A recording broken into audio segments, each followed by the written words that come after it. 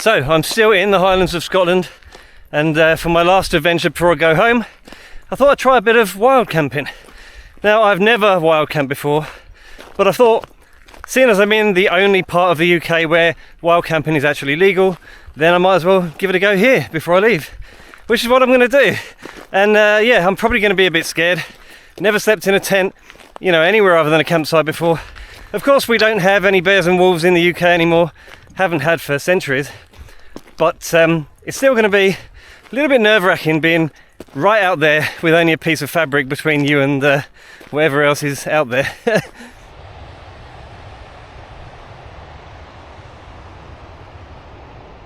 So I've got my trekking poles. I've done a lot of hiking this last few days, and it just really helps with your hips, takes a lot of weight off. So far the track is pretty good, but whether or not there'll be any bogs further along and closer to where I want to camp, I'll just have to wait and see. So where am I planning on going? Well, I'm heading in the direction of Lochans, but that's not where I'm going to camp tonight. A little bit further up in the hills there's a couple of lochans, which are basically small lochs, and I'm hoping that up there there's going to be more of a breeze and therefore less midges. It is almost the end of midge season, but there's still about, and whenever it's nice and dry like this, places like lochs are going to have probably their fair share of midges.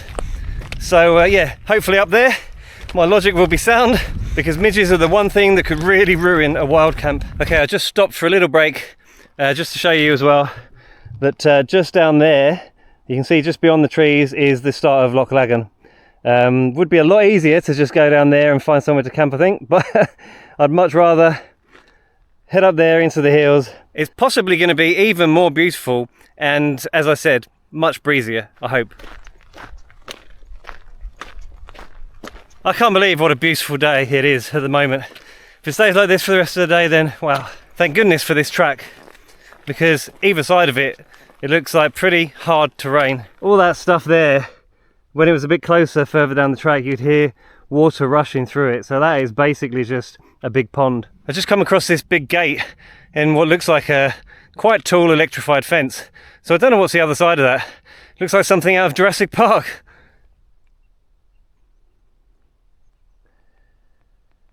So I've reached the first body of water on this hike out to the lochans, and it's called Alt Milordry, I think. I love the way the clouds are just reflecting off of the surface there.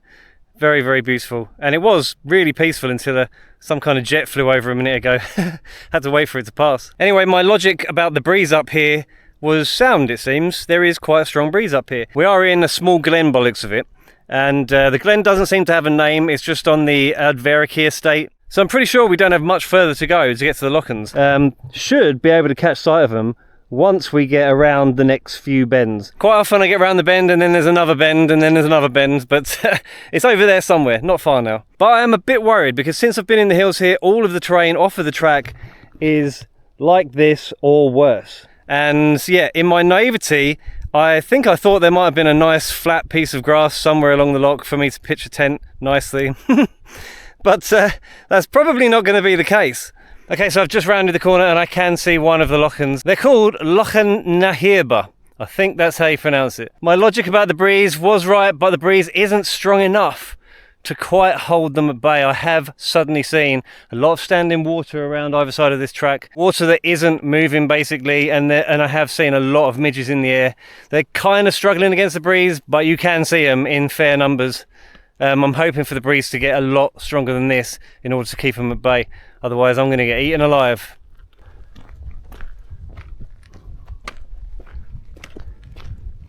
Okay, I've made it, and there is a gentle breeze flowing right through here at the moment. There is no track on that side.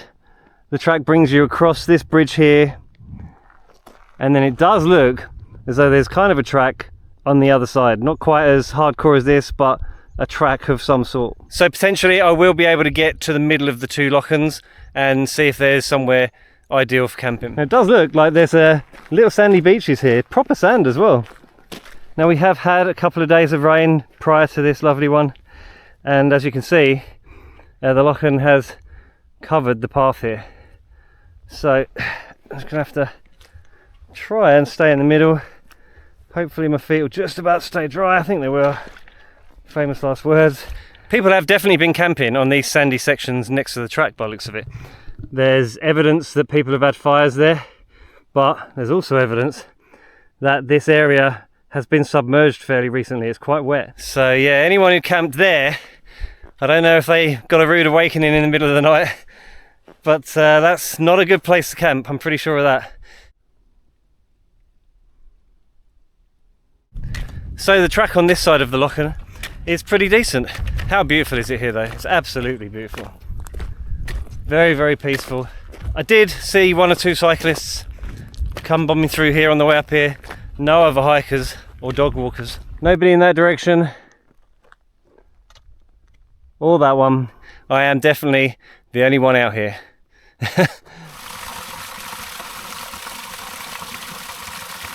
Now I've got to a vantage point in the middle of the two lochans where I can see both of them at the same time, and there does seem to be a channel connecting the two on the other side there, so they're not completely cut off from each other. I can feel a little bit of moisture in the air as well, so I think we could get a couple of showers soon, and potentially I'm going to get wet.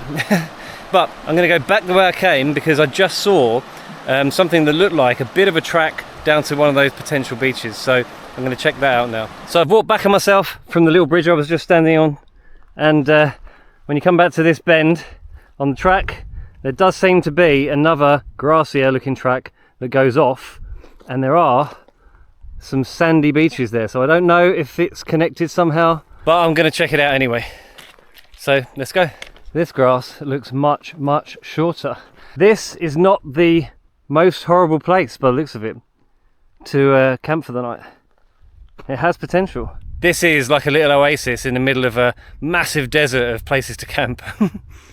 Okay, now I'm closer, I can see that it's not exactly sand. It is basically lots of little stones. None of this is very flat, and it is very, very loose. Look at this. You're going to struggle to moor a tent there. It's a shame because this has the most potential out of everywhere I've seen in this 3 hours of hiking. But as beautiful as this is, I don't fancy it. We're definitely a bit low here from the brow of the hill separating the two lochans, so the breeze has definitely dropped here. It's much more likely to get eaten alive by midges in this section here. I'm seeing them flying around me now. It's incredible how something that you can barely see is able to bite to the degree that you can feel it. That's mad. But yeah, it's not ideal. It's very pretty, but it's not ideal. Okay, so I'm heading back. The breeze has just completely dropped now. Oh, it's not pleasant. I don't know how people wild camp in places like this. I mean, I know they do, but maybe I'm not cut out for it. I take my hat off to people that do it. Anyway, I'm going to hike back down to Loch Lagan and see if it's any better down there. But even if it's not, that isn't a million miles away from where I parked the car. So, not sure this is going to be a wild camp. Might be more of a challenging hike in beautiful surroundings with a 20-kilo pack on your back for no apparent reason. Oh my god, I don't know if you can see all the little bugs, but they're everywhere. Let's go. Okay, I've got back to the section where it's kind of separated by that sandy ridge there and the bridge. And so far on the walk back to this point, I've been totally attacked by tiny little bugs. When I'm walking, it's, you know, better, but as soon as I stop, I just get absolutely swarmed by them. And they're crawling all over the camera as well.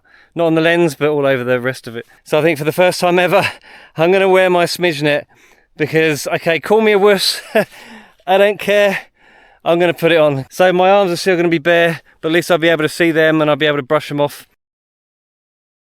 But I'm going to put this on my head. Otherwise, I'm going to end up absolutely covered in bites. Absolutely covered. I look like an idiot, but you know what? It's keeping all these guys off me. If you can see how many of those little things are all over this now, then you can tell what a nightmare it's been trying to brush them all off as I've been walking. It's crazy. They're all in my arms again. It's crazy. Now it's the absolute opposite of pleasant. It's an ordeal. So let's go.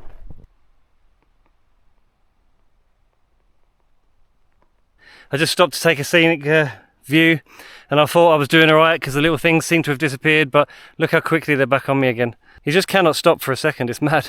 Okay, I'm almost back down to where the junction for Loch Lagan is. I've taken the smidge net off now because it was so hot, and I noticed that there were less of them, and I think as long as I keep moving, I should be fine. I've actually been hiking for 5 hours now with a 20 kilo pack on. This is like I've been training to be in the army or something, honestly. So we'll just get down to Lochans, admire the scenery for 5 minutes, and then I think I'm going to go back to the car. I am so done after all of this hiking. You would not believe how tired I am now. Okay, so I've arrived right next to Lochans. It was actually a much longer walk than it looked from that junction. My feet feel torn up after walking on all of those stony tracks for this last 5 hours. But I can't believe it, look at this. There are sandy beaches as far as the eye can see. On the other side as well. Yeah, this is a beautiful, massive loch. You can see a little island there in the distance. Some sort of, maybe a stately home there on the other side. But yeah, how about that, folks?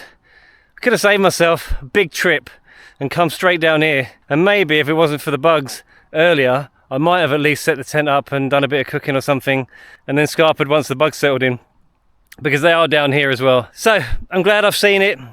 I'm glad that I didn't leave without knowing what it was like down here. Anyway, don't worry, there will be another bothy video on the way very shortly, because I think that is the bread and butter of this channel, and I'm just obviously trying to find ways to fill the weeks in between doing a bothy, to try and grow the channel a bit more, obviously. So yeah, it's going to be hit and miss for a little while until I find out how best to do that. I should imagine it's going to be find a fantastic location somewhere and hike out to it and have a bit of an adventure, and yeah, more like that. And I'll save the nights out for the bothy adventures. Yeah, no more wild camping attempts, I think. Sorry folks, yeah, it's just not for me. But anyway, as I said, I hope you really enjoyed the hike, and if you did enjoy the video, then please don't forget to leave a like and subscribe to the channel.